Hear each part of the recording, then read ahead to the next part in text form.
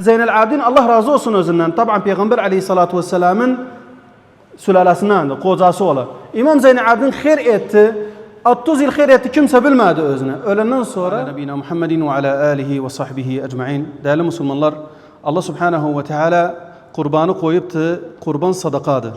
Onlardan da birisi Peygamber Efendimiz sallallahu aleyhi ve sellem buyurdu. Dedi kurbanı kesmek Allah Subhanahu ve Teala fakirler de miskinler koyuptu özüne. Onlardan birisi Peygamber Efendimiz sallallahu aleyhi ve sellem buyurdu. Dedi davu mardakum bis sadaka. İlakası nedir? Sadakaydan hasta olmağına. Peygamber Efendimiz sallallahu aleyhi ve sellem buyuranda davu mardakum bis sadaka. Yani maksadı odur. Sen eğer geldiyse, bir hasta olduysa Allah Subhanahu ve Teala o hastanın üzerinden eğer geldiyse sadaka verdiyse o yetime, fakire, miskine Allah Subhanahu ve Teala o hastalığı çeker onun üzerinden. Ondan ayrı Peygamber aleyhissalatu vesselam buyurdu. Ma naqasa malim. Hiç kimsenin malı eksik olmaz eğer geldiyse sadaka verdiyse. Peygamber Efendimiz'den sallallahu aleyhi ve sellem sordular.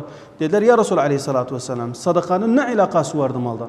Allah Subhanahu ve Teala eğer bir dinarı versen fi sebilillah 10 edirse, onu 100 edirse ile 700'e kadar. Eydi bunu ne getirdi buna? Allah Subhanahu ve Teala zengindi. Allah Subhanahu ve Teala buyuranda innemas sadakatul fukara vel mesakin fakirler de miskinler koyup özünü. Yani çok miskin vardı, çok fakir vardı, çok yetim vardı, gözü kapıdadı. Seni bekleri istiri gelesen et veresen özüne. Para veresen özüne. Yardım edesen özüne. Peygamber Efendimiz sallallahu aleyhi ve sellem buyurur. Dir her kim bir dula yardım ettiyse, geceni kıyamilliyeli kılıptı, sebbahe de oruç oluptu, kırmaksız. Maalesef bazı kimselere çıkırlar alamin ögünde azalatların açırlar. Alam ögünde özlerini gösterirler, dahiye kesirler. Velakin nenasinden sılat rahmi kesipti. Hey mücrim, sen Allah'tan korkmuşsan, alam ögünde de sen ben dahiye kesirim, babadan ayağı kesipsen. Vallahi git Ka'ba'nın önünde namaz kıl. Vallahi git Abdurrahman Südeys'in arkasında namaz kıl. Vallahi Melik Selman'ın arkasında namaz kıl. Vallahi eğer geldiyse takva olmadıysa vallahi kabul değil.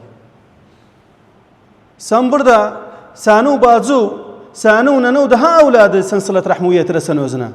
Sen hac ettiyse, gittiyse orada dahiye kestiyse Allah Subhanahu ve Teala bunları senden evvel kerestiri. Çok kimse vardı baksan azalatın açırı dirmen dahiye kesirim. Yani şurada baksan özne nenasiden haraptı, batsiden haraptı, nenasiden salaşmırı, babasiden salaşmırı, amisinden salaşmırı, komşusuna salam vermiri.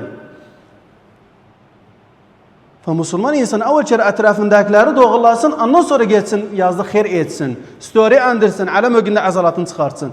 O bir hayırdır, sen etsin özüden Allah'ın arasındadır. Velakin sende daha evleviyet vardı. Evleviyet nedir? Evleviyet geldiyse sana komşudur. Bazıudu, nenaudu, kardeşudu, amudu. Sen bunları razı eyle. Sana bunların daha fazla hakkı vardı üzerine. Yok gidesen sen bir yerde zahyanı kessen, alam ögünde resim alsan, andirsen ben zahya kesmişim. Bu riyatı. Sen evvel kere nenauda ne yol? Sılat rahmu yetir. Bugün sılat rahim günüdür. Bugün afu günüdür. Bugün yetimlere başvurmak günüdür. Bugün sen dullara yardım etmek günüdür. Bugün azalatı çıkartmıyorsan. Sahabalar Allah razı olsun özlerinden. Bir hayır etseydir özlerini saklardılar. Nişi? Zeynel Abidin Allah razı olsun özünden. Taban Peygamber aleyhissalatu vesselamın sülalesinden, kocası ola. İmam Zeynel Abidin hayır etti. 30 yıl hayır etti, kimse bilmedi özüne. Ölenden sonra alem bildiler İmam Zeynel Abidin hayır edir. Hayır budur. Riyadan özünü çekesen. Ve Müslüman insan bugünlerde özünü hayırdan kesmesin. Ya hun olsun hayra, dula yardım eyle, yetime yardım eyle, sılat rahmu yetir, nenavdan barış, bacıdan barış, kardeşudan barış. Hatta Allah Subhanahu ve Teala affetsin seni. Allah Subhanahu ve Teala bu ayetin manası nedir? Vel afina anin nas. Afiyeyle kardeşim fi sebilillah. Salaş mısın da özün gevludan afiyeyle özüne. Boynun azad ile Allah Subhanahu ve Teala da üske gider sana. Hada vallahu alem. Sallallahu ala nebiyyina Muhammed ve ala alihi ve sahbihi ecma'in.